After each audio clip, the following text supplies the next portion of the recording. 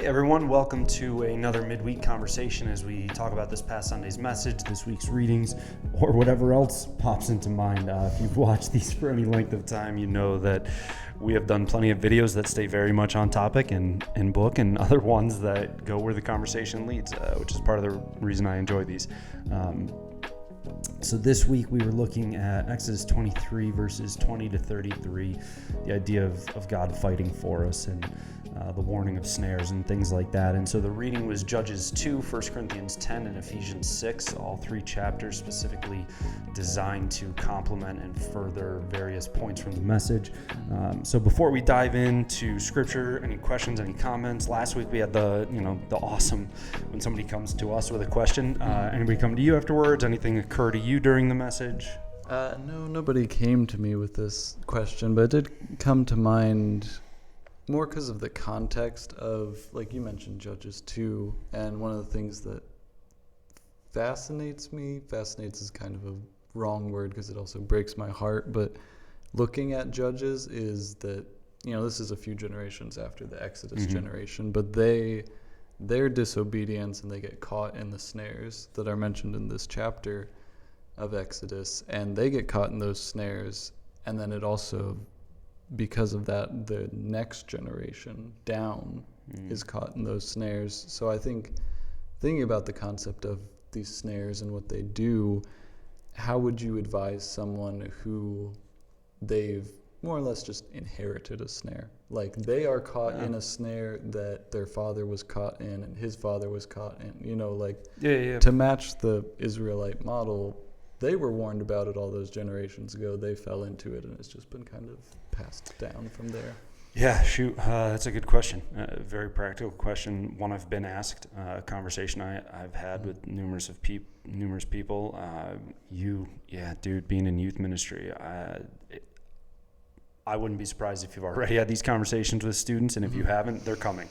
And as you talk to the parents, you're going to talk to them and have these conversations. Yeah, that's a good question. So what I've said is a couple things. And actually, I'll tie it back to a previous sermon in this Exodus series as well when we looked at idolatry. One, we must never overlook and minimize the seriousness with which God says, hey, whom I set free is free indeed.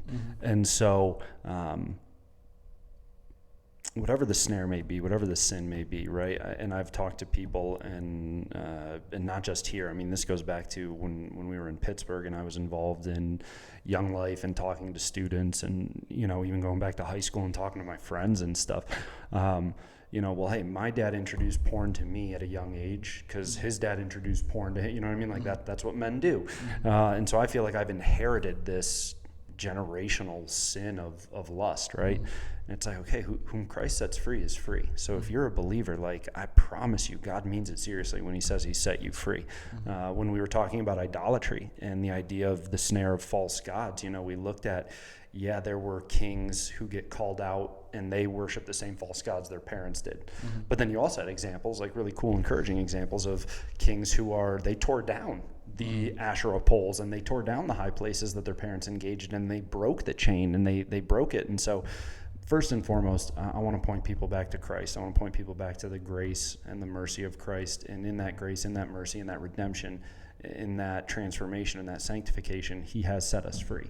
And so he has freed us from the snare. What do we do to practically remind ourselves of this and live this out? Because it can be hard if we feel like, okay, well, I grew up and all I saw was, if anything upsets you, you explode in anger, right? Like, arguments are not calm conversations between people who love and disagree with one another. Like, arguments are fights, right? Like, my family didn't disagree. My family fought. And I know my dad and mom taught me that because that's what they learned from their parents. So I feel like I've spent 45 years of my life, and that's all I know. Start identifying, and this is going to kind of be vague if you're watching this and this is something that really resonates with your life. It's going to kind of be vague, but only because I don't know how to speak to every possible snare that you could say you've inherited.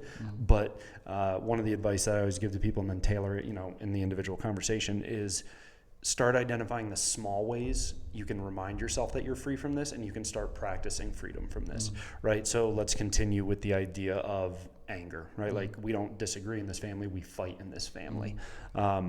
Or the flip side, which is just as dangerous and just as unhealthy, if we disagree, we just bury it down, right? Just shove it down, ignore it, repress it, and then let it fester and rot. Okay, so what are small ways we can practice approaching this snare differently? Well, when I disagree, I learned that the moment I disagree, I go right to you, and my voice is raised, and I'm flushed, right? Like, so I'm going to start practicing that if I disagree with someone, I'm not going to say anything for 30 minutes. I'm going to make a note of it. I'm going to process it, but I'm going to walk away. I'm going to calm down. I'm going to take a breath, and I'm going to come back to it 30 minutes later, right? Start there.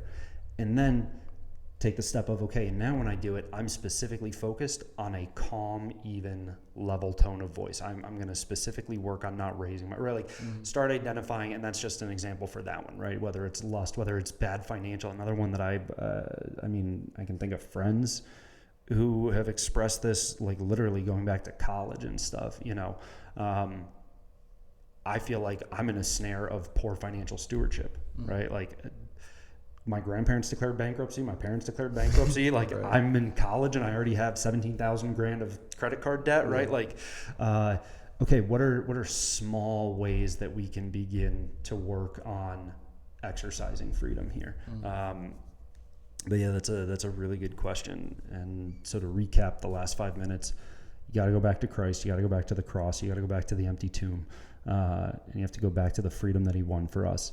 And then within that freedom, we want to wind up, you know, at the big place, but it's okay to start with small steps. And then the third component, and find people who you trust, who you can confide in, who you can call, who you can text, who can help pick you up when you feel like you're stuck in the snare, right? Like, have those friends, have those people, whether it's me, you know, depending on who the person is, I'm like, dude, you have my number, like, call me, right? Like, talk to me, talk to one of the elders, talk to somebody, but have that family in Christ who can help hold you accountable. I think that's one of the most beautiful components of the church we see in the New Testament, is how often the church is called to strengthen one another and exhort one another and pick one another up and bear one another's burdens and things like that. Yeah, definitely. And I think that, I mean, looking contextually at what they were warned about in Exodus as well, and what they fell into in Joshua and Judges, that idea of other gods, and the fact that what God was specifically warning them about was giving his spot in their life to somebody else. And that was the specific snare for these people. And I think that is something we also have to be aware of, whether it's a snare that we think we've inherited or a snare we've just fallen in ourselves, is what spot has this taken? You know, have you fallen into the snare of it taking God out of your life? You know, rather than, you know, like that general snare term, like, is this a habitual sin, or are you caught in idolatry, worshiping something over God? Yeah. And I think that can change your approach dramatically, because if anger is an idol, it's going to be much harder to take steps to kill it as a habitual sin, because it's not a habitual sin fully, it's an idol. It's exalted above habitual sin, you know? Which I would say is that, and we said this point in the sermon, that all sin really does come back to idolatry. And so, yeah, I think you're absolutely right to bring people back to that. Like, yeah. And especially for things that we can feel we've inherited, because it can be something that, hey, my parents valued this so highly that I value it so highly. You know, are you going to tell me that generations of my family have been wrong? Oh, dude, yeah. That's a brutal conversation. It's hard to walk gently and softly around. So you're telling me that like my parents, my heroes were wrong? Yes. Like, yeah.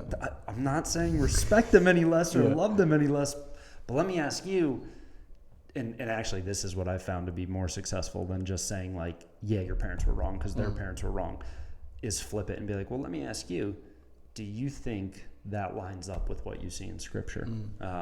Which is still painful, right? Like, I I don't want to think that my parents are wrong about anything, despite me knowing for a fact that they are wrong about things. Like, so yeah, it gets painful. But I think that's really important what you just said. Yeah, I think that's where verses like, Jesus telling us that our love for him should so dwarf other loves that they look like hatred. And I think that's where practically that has to pop up, is being able to look at something that has been cherished in your family history and being able to look at it objectively. That's a good word. Like looking down through time, and it's like we don't do anything outside of Sunday morning because, Monday to Saturday, that's family time. And like, it's awesome that your family cherished that, but you have to look at it objectively. Your love for Christ has to so dwarf that you can look at it objectively, and you can look at the mistakes objectively, That's the cherished is a really good way of describing it. Because it's not a bad thing to cherish family time. It's not a bad thing to cherish, whatever it may be. There are bad things that we can cherish, but we frequently cherish good things. And what do we cherish? Yeah, that's a really good way of asking that question related to that. Yeah, I like that.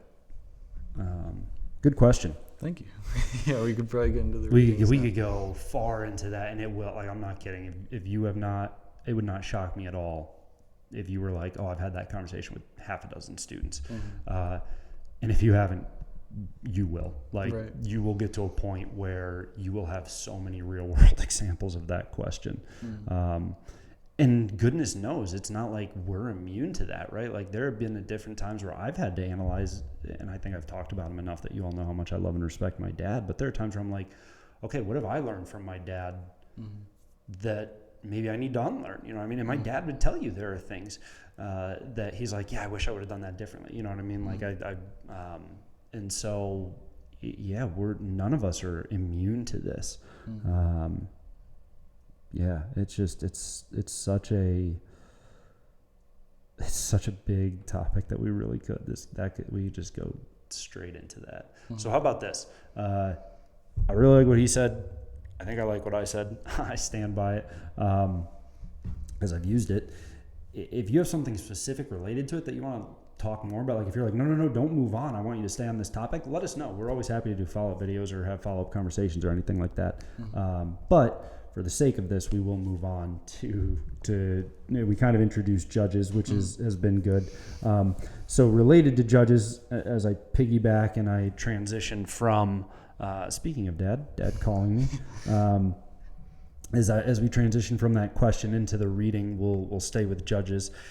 What I love about Judges 2, and Judges is such a fascinating book to me because it can be really discouraging to see how often it's like, and the people forgot God and abandoned him and went after it, right? Often and quickly, immediately, right? Like, hey, we're rescued on a Monday, and by Tuesday we've gone right back to the problem. Yeah. But it's also really encouraging because every time you see God bear with them and raise up another judge, and that was one of the verses that really stood out to me in Judges 2 when I was picking it. Verse 18 and 19, the second half of verse 18, for the Lord was moved to pity by their groaning because of those who afflicted and oppressed them. I really love that. One of the things we talked about is Jesus is always there fighting for us, advocating for us, interceding for us. And that's who God is. Like, he is faithful. He is permanent. He is unchanging. And so even when we are faithless, he is not. And so even in Judges 2, which I hope also serves as a very stark reminder and warning against, God means this. I mean, what's he say in earlier where he says, verse 15, whenever they marched out, the people of Israel marched out, the hand of the Lord was against them for harm, as the Lord had warned. Like, he's like, hey, look, I can either be for you or against you. So I hope Judges 2 also sobers us up. But I hope we also notice the verses like the Lord had pity and the Lord heard and the Lord never abandoned his people even when they abandoned him. And I think that's really, it's a nice balance to the grievous nature of a lot of Judges. Yeah, Judges can be pretty disheartening. And I think you see the working out of in what you stopped to point out in Exodus 23 when it has that verse. It's like, I'm not going to clear them out immediately. And then we get to this point in their history, and he slows the conquest. And it partially slows because of the sinfulness of the people and the faithfulness of God. You see just his sovereignty in that he is able to say that in Exodus, and he executes it with perfect timing to serve both as preservation of the people, but also judgment of the people, so that they are aware of what's happening, you know. And it's cool to see it working out in that dual fashion, rather than him just being like, no, you're still going to be perfectly in my good graces the whole time. I'm just slowing you down. He's like, no, I'm slowing you down like I said I would, because you're disobeying me as well, you know. Yeah, I hadn't connected it to that verse until you just said that, and that's absolutely a great connection between those two. I like that. Yeah, I think we can move forward to... Yeah, I was gonna say that's a good bit of Judges. 1 Corinthians 10, great chapter. One of my absolute favorite verses. One of the verses that challenges me and pushes me most is 1 Corinthians 10:31. So therefore, whatever you do for the glory of the Lord. Depending on your translation, it may sound a little bit differently. Mine says, and includes the detail, and I really like this. So whether you eat or drink, whatever you do for the glory of the Lord. That reminder for me of, hey, even in like the mundane, simple things of our life, it should still be done for the glory of the Lord. So I love that the ESV includes that. But even the whole chapter has some great stuff. So that's, I think, honestly the primary verse that drove this for me. What stood out to you in 1 Corinthians 10? I mean, 1 Corinthians 10:13, which you used in the message, that will always stand out to me. I mean, for a few things, something that stuck out specifically this time to me was that it's a temptation that is not, or that is common to man. And that really stuck out to me, just that phrasing of it being common to man. Because you were talking even about like the enemy and the ways that we're tempted. And I think that stuck out, because rather than it being common to those who are tempted by the evil one, it's just common to man. And you pair that with that verse out of James you used, where it comes from our desires. And so I think that even in talking about spiritual warfare, which we spent a long time on, we have to be careful not to overpower the devil, take responsibility off of ourselves. Like verses like this, devil made me do it. Yeah, the verses like this put the responsibility squarely on our sinful flesh. I mean, we have to cry out like Paul, "O wretched man that I am." Like he doesn't say, "O wretched man that the devil has made me into." He says, "O wretched man that I am." Like we have to accept these things. And so when we are tempted, like when I taught in Mark, when Jesus talks about what makes something unclean, he says that everything comes from inside. And so I told the students, you can't bank on outward holiness, and you can't bank even on outward temptation being the responsibility. You have to bank on the fact that it is coming from inside. And so that's what I would note about a verse that we usually are very encouraged by. I would say it's also a bit of a warning of focus on the fact that temptation is coming from inside you, and then you can acknowledge that, okay, it is common to man. It's nothing uncommon, because everyone has this sinful flesh, I mean, there's a reason why it's been succinctly, and I would say quite accurately, summarized as total depravity. Like, totally. You're not 99.9% depraved, like 100%, all in. And then, in the same way, you are now wholly, WHOLLY, sanctified. And we wrestle against that sin. Yeah, that's really good. The proper assignment of responsibility, which, we do. We love to vacillate between two extremes of like, the devil has no power and no, whatever. Like we can just mock the idea of him even existing, or he's the boogeyman hiding behind every rock, tree, and corner. And, I had to say this to someone one time who was very much on the extreme of, well, the devil, the devil's not going to get me today, right? Like, hey, sorry I missed it. Like, the devil kept giving me red lights today, but like dead serious. And finally, and with that, but it kept progressing. And so finally I just said to him, I was like, okay, is the devil omnipresent?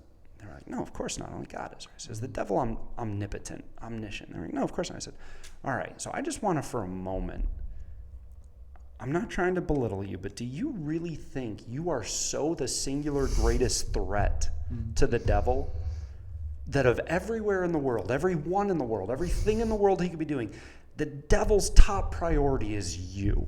Yeah, like, and giving you red lights. Right, like, you really, and they're like, I guess, and I was like, doesn't that sound a little egotistical, right? Like, to think that the devil is like, oh, I wanted that juice at the grocery store, and the devil bought the last one. Like, really? And they're like, oh, I guess I never thought of it that way. And I was like, yeah, he doesn't share the attributes of God. Don't assign him to him. Like, you think he's so focused in his attack on you that he made you extra angry at your wife and made you blow up, and you know, he chose those words for you to say. Like, I think that is the extreme we take, where we forget. Yeah, it's not that you're late to work because you got distracted. It's not that you're late to work because you hit the snooze button 17 times. Like, you're late to work because the devil gave you red lights. Like, we will go to extreme lengths to pass on responsibility, which again, like we talked about Sunday, goes back to Adam in the garden, right? Like, Adam, why'd you do this? I didn't. The woman made me do it. Like, she opened my mouth and shoved the fruit in there. Yeah, like, I had no responsibility. Oh, goodness. We're just, okay, 1 Corinthians 10, great chapter. Love the point. Ephesians 6, the first half we've talked about with some other sermons. I really was thinking of kind of the second half. The quick hits for why Ephesians 6 really stood out to me when we're considering this idea of Jesus fighting for us. Obviously, 1 Corinthians 6:10, finally be strong in the Lord and in the strength of his might. Like, God makes it very clear through Paul's pen, hey, it's not your might, it's not your strength, like it is his.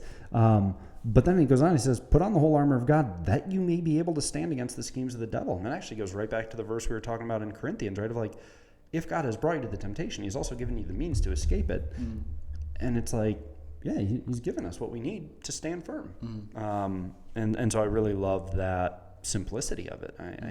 God doesn't overcomplicate things. Yeah, and I mean the simple illustration of redemptive history, in that, you know, we see in Judges the phrase of the Lord's hand being upon them and stopping them. And in that we see the reality that, oh, if they won any of those battles, it's because the Lord's hand wasn't on them. You know, like, like Israel was not this incredible warrior nation that just from time to time slipped up. Israel was a nation that won or lost based on obedience to God. And in the same way, we are not some moral warriors who are able to just perfectly control ourselves. We're warriors that win or lose based on our obedience to God and our total need of God. You know, without that dependence, the battle's lost. You know, like even with the armor of God solely comes from him. You know, we're not putting it on just with some moralism. It comes from God. So we're not winning any of these fights. We're not fighting off the devil just by, you know, being like, I rebuke you, Satan, because he's just going to laugh. You know, it's going to be like Acts, where they're like, Paul I know, and Jesus I know, but who are you? Who are you? Like, that's what we're going to get if we... one of the best stories in Acts. Yeah, it's going to be what we get if we approach these fights thinking that we're standing in our own power, you know. Dude, that'd be a really good sermon on Exodus 6. You should write that. I'd want to hear that as a full sermon. Yeah, it's, you know, Paul's like, put on the whole armor of Paul. I'm like, no, put on the whole armor of God. This belongs to him. You should turn that into a sermon. That'd be a solid one. Cool. That's what stood out to us about Judges, Corinthians, Ephesians. Practical questions of, you know, what do we do with the sins that we've seemingly inherited from our parents? And I say inherited because our sin is our own, but we do learn. And so if you have any questions, if you have any follow-up comments, we'd love to hear from you. Otherwise, we'll see you Sunday. See ya. Hey everyone, Pastor Sam, thanks so much for joining us on a midweek conversation. We hope it challenged you, encouraged you, kept this past Sunday's message at the front of our hearts and minds throughout the week. As always, if you have questions or comments you'd like us to discuss, please let us know. Otherwise, you can find more content like this here on our channel. Make sure you subscribe to stay up to date, and we'll see you next time.